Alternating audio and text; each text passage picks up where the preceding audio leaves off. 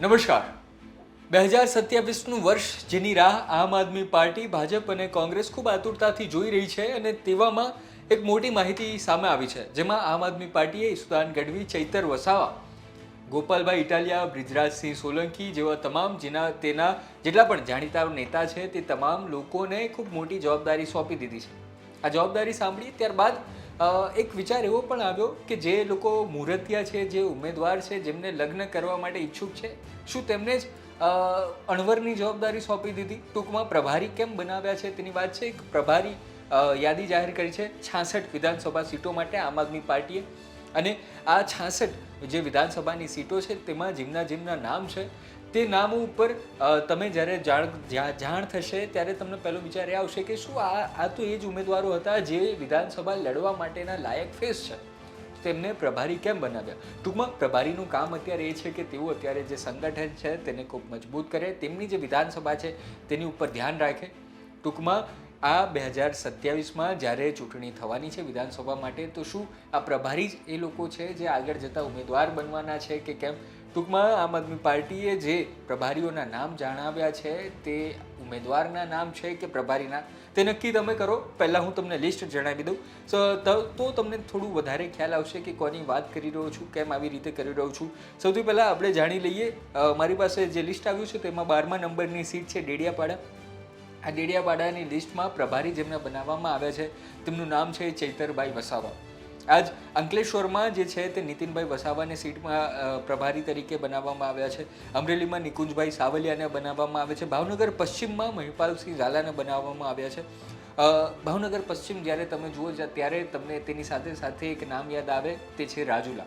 રાજુલાની આપણે વાત કરી લઈએ. રાજુલામાં કોને બનાવવામાં આવ્યા છે? રાજુલામાં અત્યારે જે ધારાસભ્ય છે તે હીરાભાઈ સોલંકી છે, કોળી સમાજમાંથી આવે છે, અને આ રાજુલાની સીટમાં જેમને અત્યારે હવે પ્રભારી બનાવવામાં આવ્યા છે તેમનું નામ છે રાજુભાઈ સોલંકી.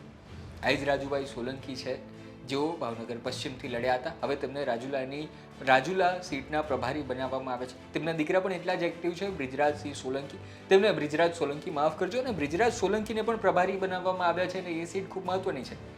એ સીટ પર અત્યારે કોળી સમાજમાંથી જ આવતા કુંવરજી બાવળિયા ત્યાંના એમએલએ છે. વાત કરી રહ્યો છું જસદણની.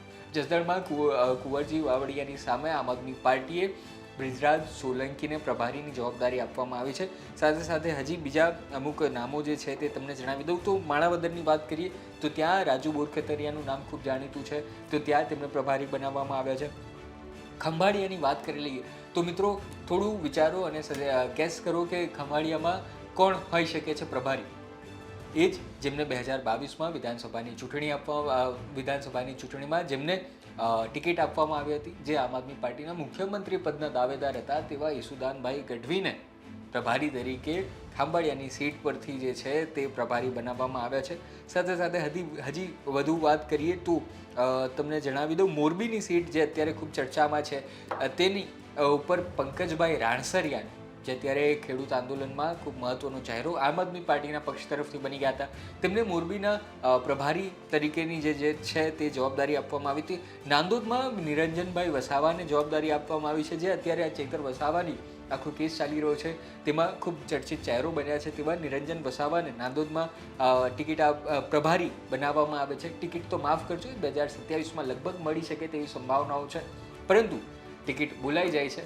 કદાચ આ સાંભળનારા જે પ્રભારીઓ છે તે એવું પણ કહી રહ્યા હોય કે આ ટિકિટ શબ્દ સાચો પડે. વાત કરી લઈએ રાજકોટ પૂર્વની, તો રાહુલ ભુવા ત્યાં આમ આદમી પાર્ટીના ખૂબ મજબૂત નેતા છે. અત્યારે જે કોર્પોરેશનની ચૂંટણી ગઈ હતી તેમાં પણ તેમને ટિકિટ મળી હતી ને હવે અત્યારે તેમને પ્રભારી તરીકે જવાબદારી મળી છે. સાથે સાથે વાત કરી લઈએ તો વિસાવદર પર કોણ હોઈ શકે છે તમે જણાવો? વિસાવદર પર ગોપાલ ઇટાલિયાને જ પ્રભારી બનાવવામાં આવ્યા છે, અને તેની સાથે વઢવાણની સીટ છે ત્યાં વિક્રમ દવે જે તેમના પ્રવક્તા છે તેમને અત્યારે પ્રભારી બનાવવામાં આવ્યા છે. સાથે વાત કરી લઈએ વરાછા રોડની, તો ત્યાં રજનીભાઈ વાઘાણી, જે ગોપાલભાઈ ઇટાલિયા જેવા જ દેખાય છે, તેમની જેવું જ કામ કરે છે, તેમને અહીં વરાછા રોડની જે છે તે પ્રભારી બનાવવામાં આવ્યા છે. બીજા પણ વરાછાના અમુક જે વિસ્તારો છે, જેમ કે કતારગામની સીટ થઈ ગઈ કે બીજી મજબૂત સીટો જ્યાં આમ આદમી પાર્ટી ખૂબ મજબૂત છે, ત્યાં તેમણે નામ જાહેર નથી કર્યા. તે પણ એક જોવું રહ્યું ક્યારે નામ જાહેર કરે છે. બાકી આ 66 જેટલી જે છે તે સીટો છે જામજોધપુરમાંથી જે છે તેમાં હેમંત ખવાનું નામ આવ્યું છે. ગોંડલમાં ખૂબ મજબૂત એવા આમ આદમી પાર્ટીના એક જ ચહેરા છે જિગીસાબેન. તેમને અહીં આમ આદમી પાર્ટીએ પ્રભારી બનાવ્યા છે ગોંડલના, જિગીસા પટેલને. સાથે વાત કરી લઈએ ગણદેવીને તો ત્યાં પંકજભાઈ પટેલ છે. બીજા કોઈ જે જાણીતા ચહેરા હોય તેવા તમને જણાવી દઉં તો બોટાદમાં ખૂબ મહત્વનો એક બદલાવ એ આવ્યો છે કે બોટાદમાં તેમના ચહેરા જાણીતા ઉમેશભાઈ મકવાણા હોવા જોતા હતા, પરંતુ અહીં પ્રભારી બનાવવામાં આવ્યા છે પરસોત્તમભાઈ દિયાળભાઈ રાઠોડને. અને આ હતી અત્યાર સુધીની માહિતી. 66 વિધાનસભા માટે 66 લોકોને જે છે તે અહીં પસંદ કરવામાં આવ્યા છે. આ 66 ઉમેદવારો અત્યારે પ્રભારી છે. આગળ જતા ઉમેદવાર બનશે કે કેમ, શું લાગે છે તમને?